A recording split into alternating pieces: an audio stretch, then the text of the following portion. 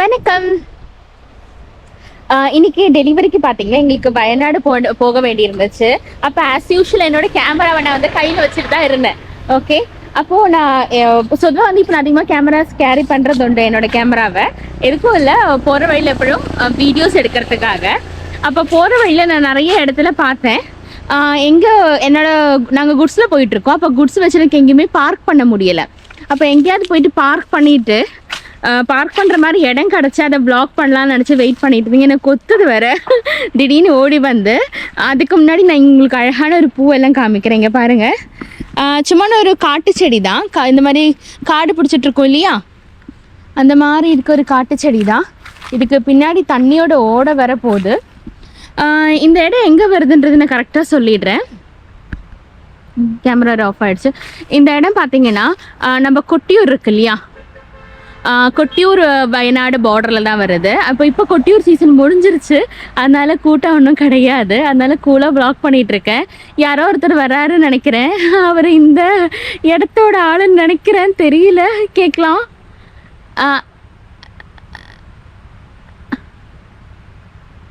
Okay, അവർ okay சொல்லிட்டாரு, തലയാട്ടിട്ട് എതുവേ കേൾക്കല. ഏട്ടാ ഇത് നിങ്ങളതാ, ഒന്ന് വരുവോ?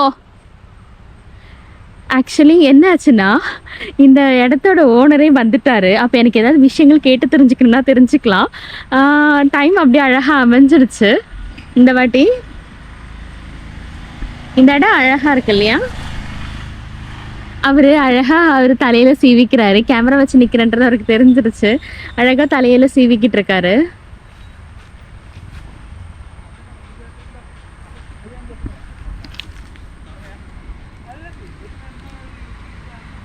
அழகாக இருக்குல்ல. இதெல்லாம் பார்த்தீங்கன்னா இந்த வளைஞ்சு போகுது இல்லையா, இதெல்லாம் கேஷ்யூநட் மரம். இவர்கிட்ட கேட்கலாம் இது விஷயம். ഏട്ടാ ഒന്നുമില്ല, നമ്മൾ എൻ്റെ ഒരു യൂട്യൂബ് ചാനലിന് വേണ്ടിയിട്ടായിരുന്നു. തമിഴാണ് സംഗതി. അപ്പോൾ കുഴപ്പമില്ല, ഞാൻ മലയാളത്തിൽ ട്രാൻസ്ലേറ്റ് ചെയ്തോളാം. അപ്പോൾ ഇത് എന്തെന്നാ സംഗതി? ഹണിയിൽ കുറെ വ്യത്യസ്ത ഹണിയൊക്കെ ഉണ്ടാവില്ലേ? ഇത് പിന്നെ നമ്മൾ വളർത്തുന്ന ഈച്ചയാണ്. ഇതിന് നമ്മള് പിന്നെ அவங்கள பார்க்கறது கஸ்டமர்ஸ் எல்லாம் வந்திருக்காங்க. ഇത് പിന്നെ ഞങ്ങൾ വളർത്തുന്നതാണ്. മഴക്കാലത്ത് ഇതിന് തീറ്റ കൊടുക്കണം നമ്മള്. എന്നാ കൊടുക്കും? നമ്മള് ഇതിന് പഞ്ചസാര ഉരുക്കിയിട്ട് ഇതിന് പാത്രത്തിൽ വെച്ച് കൊടുക്കും. സെറ്റ് പിരിഞ്ഞു പോകും, നമ്മൾ സെറ്റ് തിരിച്ച് വെക്കണം. அப்போ இந்த வ்ளாக் நான் எடுத்துகிட்டே இருக்கும்போது நான் குட்ஸ்லேருந்து இறங்கி வெளியில் வந்து வ்ளாக் எடுத்துகிட்டு இருந்தேன். அப்போ திடீர்னு பார்த்தா ஸ்கூட்டரில் ஸ்டாப் பண்ணிட்டாரு. அப்போ எனக்கு கிட்டத்தட்ட புரிஞ்சிடுச்சு இந்த இடத்தோட ஓனருன்றது. அப்போ அவரே எடுத்துக்கோல கை காட்டி ரொம்ப யதார்த்தமாக இவரை எங்களுக்கு நாங்கள் பார்த்துட்டோம். இவரை ரொம்ப யதார்த்தமாக பார்த்தோம். ഏട്ടാ ഇവിടുത്തെ കാര്യങ്ങളൊന്ന് പറയോ? ഇത് പിന്നെ നമ്മൾ വളർത്തുന്ന ഈച്ചകളാണ്. ഈച്ചകൾ എന്ന് പറഞ്ഞു കഴിഞ്ഞാൽ ഇതിന് സംരക്ഷണം വേണം. അപ്പൊ നമുക്ക് ഒരു വർഷത്തിൽ ഏതാണ്ട് 4 പ്രാവശ്യത്തോളം ഇതിനകത്ത് നമ്മൾ പണിയെടുക്കാം. 4 പ്രാവശ്യം ഒരു വർഷത്തിൽ ഒരു പർട്ടിക്കുലർ സീസൺ ഉണ്ടോ? പർട്ടിക്കുലർ സീസൺ ഉണ്ട്. നമ്മളൊരു ഓണത്തോടനുബന്ധിച്ച്, അതായത് വേനലൊക്കെ ആയി മഴയെല്ലാം മാറി കഴിയുമ്പോൾ ഫസ്റ്റ് നമ്മൾ എടുക്കും. അത് കഴിഞ്ഞ് ഒരു 20 ദിവസം കഴിയുമ്പോൾ അപ്പോഴത്തേന് ഇതിനകത്ത് ഈച്ചകൾ തേൻ നിറച്ചിരിക്കും. ഇതിന്റെ അറ നമ്മൾ എടുത്തു കഴിഞ്ഞാൽ അറയിൽ നിന്നുള്ള തേൻ മാത്രമേ നമ്മൾ എടുക്കുള്ളൂ. ഒരിക്കലും അറ മിസ്യൂസ് ചെയ്യില്ല, അതായത് നശിപ്പിച്ച് കളയില്ല. ആ അറ അതുപോലെ തന്നെ വെച്ചാൽ മാത്രമേ തേൻ വീണ്ടും കൂട് അത് അതുപോലെ തന്നെ ഇരിക്കണം. അല്ലെങ്കിൽ ഇത് കൂടുണ്ടാക്കാൻ വേണ്ടി പിന്നെ പരിശ്രമിക്കണം. അതിന് എനർജി വരും. അപ്പൊ ആ കൂടുണ്ടാക്കാനുള്ള സമയവും കൂടി ഇത് തേൻ സംരംഭിച്ചതിനകത്ത് കൊണ്ടുവരും. ഇതിനെ നമ്മൾ മിസ്യൂസ് ചെയ്യുകയാണ് ഈച്ച. കാരണം എന്താ വെച്ച് കഴിഞ്ഞാൽ ഈ ഈച്ച കൊണ്ടുവച്ചിരിക്കുന്ന തേന് അതിന് ഭക്ഷിക്കാൻ വേണ്ടിയിട്ടാണ് അത് കൊണ്ടുവരുന്നത്. പക്ഷെ നമ്മളത് എടുത്ത് നമ്മൾ ഉപയോഗിക്കുന്നു. അതാണ് ഇതിനകത്തുള്ള ഏറ്റവും വലിയ പ്രത്യേകത. പിന്നെ ഈ തേനെന്ന് പറഞ്ഞു കഴിഞ്ഞാൽ ആദ്യം നമ്മൾ എടുത്തു കഴിഞ്ഞാൽ പിന്നെ ഒരു 15-20 ദിവസം കഴിയുമ്പോൾ വീണ്ടും വീണ്ടും 20 ദിവസം കഴിയുമ്പോൾ വീണ്ടും അങ്ങനെ ഒരു 4 പ്രാവശ്യം അടുപ്പിച്ചെടുത്ത് കഴിയുമ്പോഴത്തേനും അത് തേൻ തീരും. അപ്പോഴത്തേനും നമ്മുടെ കാലാവസ്ഥയെല്ലാം മാറി മഴക്കാറിലായി കഴിഞ്ഞാൽ ഈ തേന് എടുക്കാൻ ബുദ്ധിമുട്ടാണ്. കാരണം ഈച്ചകൾക്ക് ശൗര്യം കൂടും.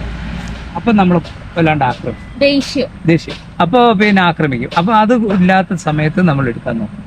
അപ്പൊ ശരിക്കും പറഞ്ഞാൽ ഈ ഓണം തൊട്ടിട്ട് അടുപ്പിച്ച് 4 പ്രാവശ്യം 4-5 പ്രാവശ്യം, ചില സീസണിൽ 5 പ്രാവശ്യം വരെ എടുക്കാം നമുക്ക്. അപ്പൊ ഈ വേനൽക്കാലത്തൊന്നും ഇത് തൊടാൻ പറ്റില്ല. വേനൽക്കാലത്താണ് ഇത് എടുക്കേണ്ടത്. മഴക്കാലത്ത് ഇതിനകത്ത് തേനേ ഇല്ല. ഇല്ല. ഇപ്പൊ ഇതിനകത്ത് ഈച്ച മാത്രമേ ഉള്ളൂ. ഈച്ച പോയി പോകുന്നത് എന്തുകൊണ്ടാണെന്നറിയോ? ഇതിനകത്ത് ഭക്ഷണം ഇല്ലാത്തതുകൊണ്ടാണ്. ഇതിന് കഴിക്കേണ്ട തേനാണ് നമ്മളെടുത്ത് വിൽക്കുന്നത്. അപ്പൊ ഇതിനകത്ത് തേൻ ഉണ്ടെങ്കിൽ മാത്രമേ ഈച്ച ഇതിനകത്ത് ഇരിക്കുകയുള്ളൂ. ഇത് അടുത്ത ചേക്കേറിട്ടു അടുത്ത സ്ഥലത്തേക്ക്. അപ്പൊ അങ്ങനെയാണ് ഇതിന്റെ പ്രത്യേകത. പിന്നെ ഇപ്പൊ നമ്മള് ഒരു പെട്ടിയിൽ നിന്ന് ഏറ്റവും ചുരുങ്ങിയത് ഒരു 4 കിലോ 5 കിലോ തേൻ കിട്ടും ഒരു പെട്ടിയിൽ. അതായത് ഒരിക്കലാണോ അല്ലെങ്കിൽ 4 പ്രാവശ്യം? ഒരു വർഷം 5 കിലോ തേൻ കിട്ടും. അപ്പൊ നമുക്ക് 5 കിലോ തേൻ എന്ന് പറഞ്ഞു കഴിഞ്ഞാല് നമുക്ക് കിട്ടുക 2000 രൂപ ഒരു പെട്ടി ഒരു വർഷം.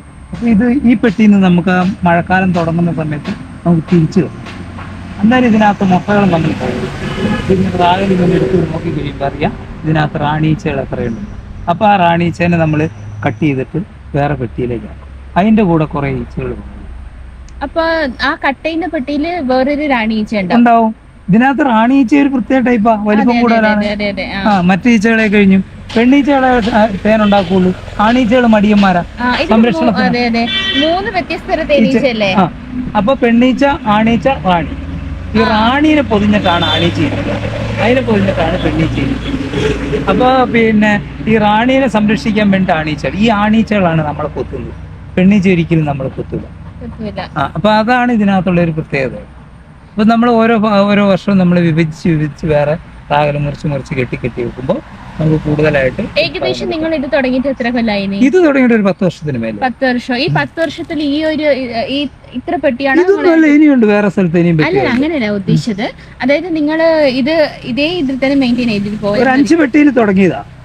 ഇത് നമ്മൾ ഇങ്ങനെ ഇപ്പൊ 10-20. ഏകദേശം ഒരു പെട്ടിക്ക് എത്ര കോസ്റ്റ് ആവുന്നത്? ഇതിന് 2000 രൂപ മേലെ ഒരു പെട്ടിക്ക്, സ്റ്റാൻഡ് ഉൾപ്പെടെ. ഈച്ചയടക്കം 2000 രൂപ അല്ലേ? എനിക്കൊരു തേനീച്ചനെ കൂട്ടൊന്ന് തുറന്ന് കാണിക്കാൻ പറ്റുമോ? പ്രശ്നമില്ല. പിന്നെ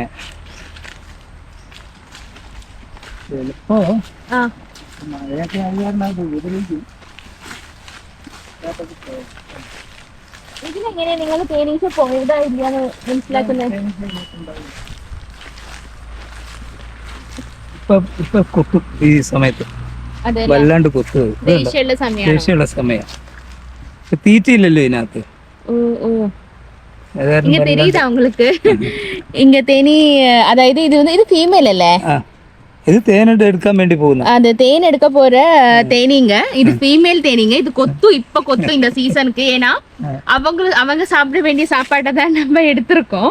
அப்ப அவங்களுக்காக எங்களை சக்கரை தண்ணி இருக்கு இல்லையா, சீனி தண்ணி, அது கரைச்சு வைப்பாங்க. പഞ്ചസാര വെള്ളം. പഞ്ചസാര ഇതിപ്പോ നമ്മൾ കലക്കി വെക്കുന്ന പാത്രമായി ഇതിനകത്ത് കലക്കി വെക്കും. അപ്പൊ നമ്മൾ ഇതിനകത്ത് എന്ത് ചെയ്യും? ഈച്ച ഇതിനകത്ത് ഇറങ്ങിപ്പോയി. കലക്കി വെച്ച് കഴിയുമ്പോൾ ഈച്ചക്ക് ഇറങ്ങിപ്പോയി കഴിഞ്ഞാൽ ഈച്ച എത്തുള്ളൂ. ഇതിനകത്ത് ഇറങ്ങിപ്പോയിട്ട് കഴിക്കാൻ പറ്റില്ല. അപ്പൊ നമ്മൾ എന്നാ പണി കൊടുക്കും? ഇത്രയും വലിപ്പത്തിൽ കുറച്ച് ഓലക്കണ്ണി ഇട്ട് കൊടുക്കും. ഇതേല് നിന്നോണ്ട് ഈച്ച ഇതിനകത്ത് ശർക്കര കഴിക്കും. ഇതേല് ഇരുന്നോണ്ട് കഴിക്കും. അപ്പം ഇതിനകത്ത് മുങ്ങിപ്പോവില്ല. അങ്ങനത്തെ പാത്രങ്ങളായത്. ഭയങ്കര ഈച്ച, ഭയങ്കര. ഇപ്പൊ തുറന്നിട്ട് നിങ്ങൾ കിട്ടും കൊത്തും, എനിക്കിട്ടും കിട്ടും. அதான் இவரு சொல்ற விஷயம் புரிஞ்சிச்சுல்ல. இந்த பாக்ஸ்க்கு பாத்தீங்கன்னா இங்க தேனி இருக்கு, பயமா இருக்கு.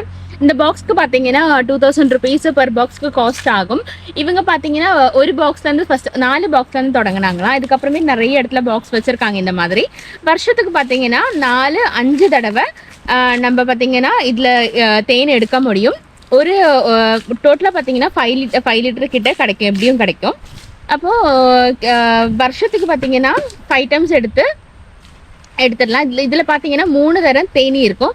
ஒன்னு ராணி, இனி ஒன்னு மேல், நெக்ஸ்ட் பாத்தீங்கன்னா ஃபீமேல். அப்ப ராணி, மேல், அதுக்கப்புறமேட்டு ஃபீமேல். நம்மளுக்காக ஒரு தேனி கூட திறந்து காமிச்சிருக்காரு இவரு. ഈച്ച പോയതാ. ഇതാണ് സാധനം. ഇതുണ്ടോ? ഇതാണ് റാഗൽ എന്ന് പറയുന്നത്. റാഗൽ ഇതിനകത്താണ് തേൻ ഉൽപ്പാദിപ്പിക്കുക. ഇതിന്റെ ഓരോ അറകൾ കണ്ടോ? ഇത് നിറച്ച് തേനായിരിക്കും ഇതിനകത്തുകൂടി. ഈ തുളയിൽ കൂടി എല്ലാം തേൻ നിറച്ചിട്ടുണ്ടാവും. അപ്പൊ നമ്മൾ ഇതൊരു മെഷീനിൽ വെച്ചിട്ട് കറക്കും. അന്നേരം തേൻ തന്നെ ഇങ്ങ് വീഴും. ഇതെല്ലാം ഇതെല്ലാം പോയതാ, കണ്ടോ? പോയല്ലേ? ഈച്ച പോയെന്നുകൊണ്ടാണ് ഇതിങ്ങനെ സംഭവിക്കുന്നത്. മഴക്കാലത്ത് കുറെ പോവും. ഇതാണ് ഇതിനകത്തുള്ള വിഷയം. കണ്ടില്ലേ കാകല് കണ്ടില്ലേ, ഇത് പൊതിഞ്ഞ് ഈച്ച ഉണ്ടാവുന്ന മാത്രമേ ഉള്ളൂ. നമ്മളിപ്പോ മറ്റേ ഈച്ച തുറന്നിട്ടുണ്ടെങ്കിൽ ചിലപ്പോ അത് പോയി പോകാൻ സാധ്യതയുണ്ട്. ഇപ്പം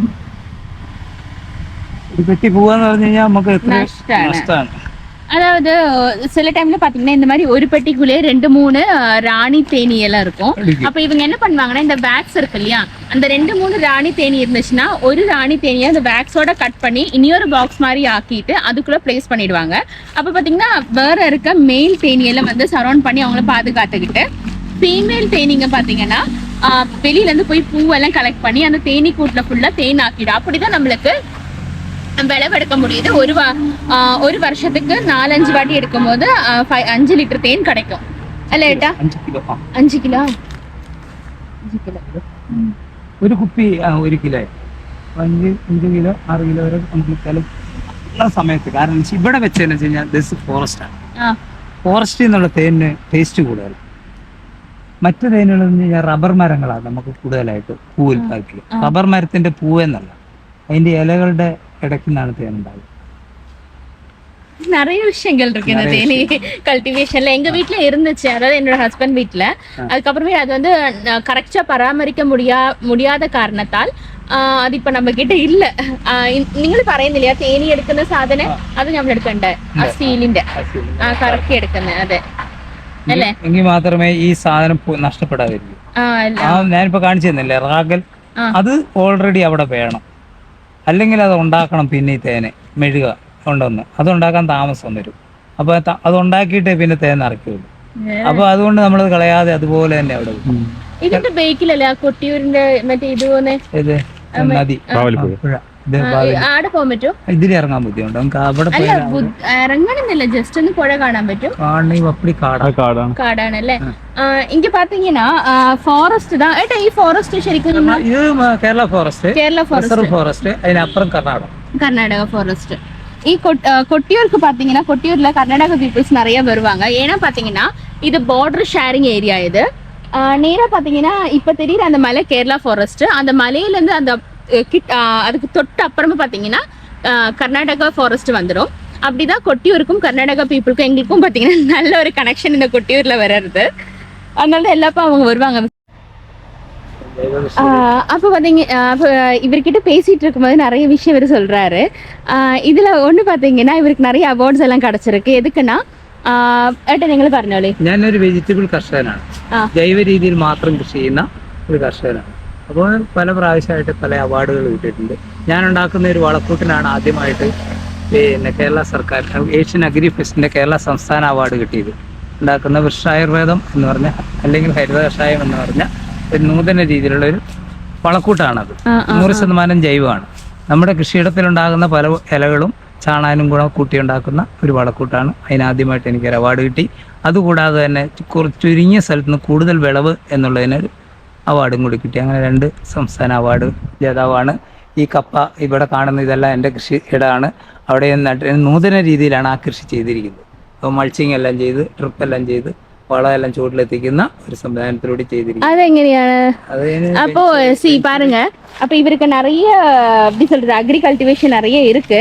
அப்போ நம்ம இப்ப வந்துட்டு தேனி பாத்துறோம். இனி நெக்ஸ்ட் பாத்தீங்கன்னா அதாவது மரக்கிழங்குன்னு சொல்லுவோம் இல்லையா, அந்த கல்டிவேஷனோட மெத்தட் பார்க்கலாம். ஓகே, அப்போ நான் இந்த vlog-ஐ இங்கே எண்ட் பண்ணுறேன். அது செகண்ட் vlog-ஆ அப்லோட் பண்ணுறேன். ஏன்னா பார்த்தீங்கன்னா சர்ச் பண்ணுறவங்களுக்கு அது கரெக்டாக போய் சேர்றதுக்காக. வேறு எதுவும் இல்லை. தேங்க்யூ.